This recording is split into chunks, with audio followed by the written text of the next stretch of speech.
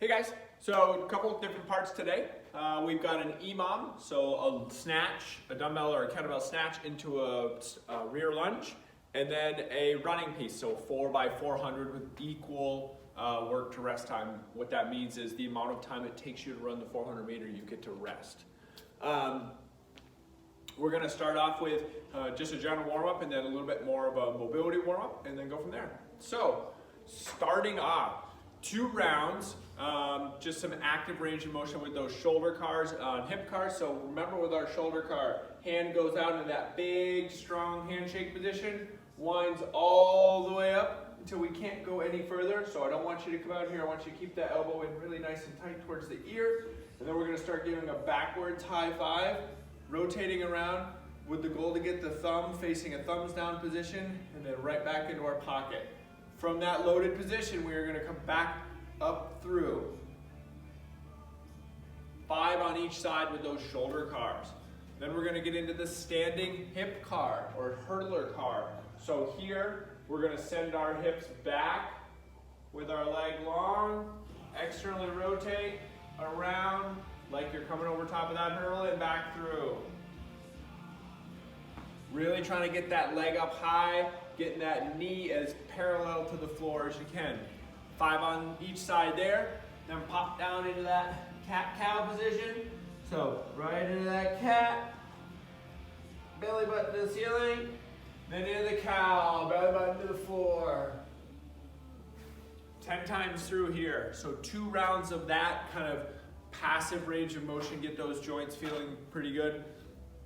And then we're going to get into 2 more rounds of 4 windmills, 10 walking world's greatest stretches, and 10 jumping squats. So with our windmills, with a really lightweight or maybe just your empty hand, legs out nice and wide, opposite hand goes down, leg, trying to twist and keep your gaze on that dumbbell or kettlebell or empty hand, just like we were doing a Turkish get-up. Same thing to the center.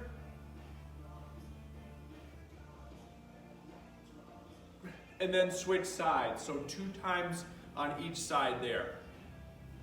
Right into our walking world's greatest stretch, so I want you to get some distance here. Step out into that lunge, elbow down, rotate through, then come up, take another step forward, right elbow would go down, rotate through there. 10 steps for that, and then 10 jumping air squats. So we're jumping air squat.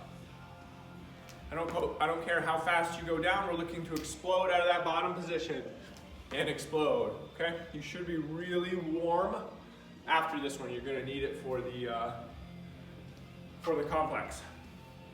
So getting into the complex, it is a dumbbell or kettlebell snatch and then into the same side lunge. So I have a dumbbell here because, like I said, don't have many kettlebells.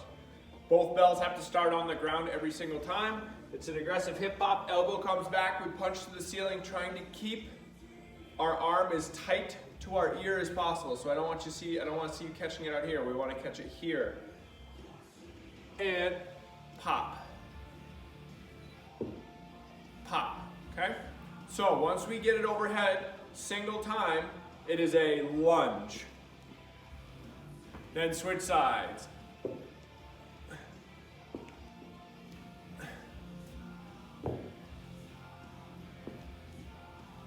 Okay? The way the complex works is pop, overhead, 1, switch.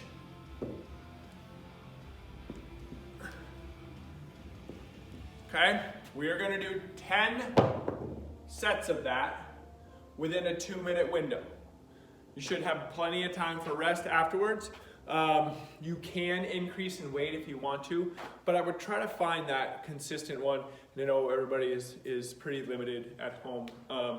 So if we need to modify that to a racked lunge, that is totally possible. If it's due to weight. If it's due to mobility, let's try to work on getting that range of motion with the lunge, okay? So again, every 2 minutes on the 2-minute mark, we restart those 10 for 6 rounds. Last part is our 400 meter. So it's a 400 meter run, and then you rest the amount of time it takes you to do that run. If you don't have anywhere to run at all, I want you to do 1.5 minutes of high knees and then 1.5 minutes rest, okay? With that, never hurts to get into some heel to toe walks before we get into the run. All right, talk to you guys soon.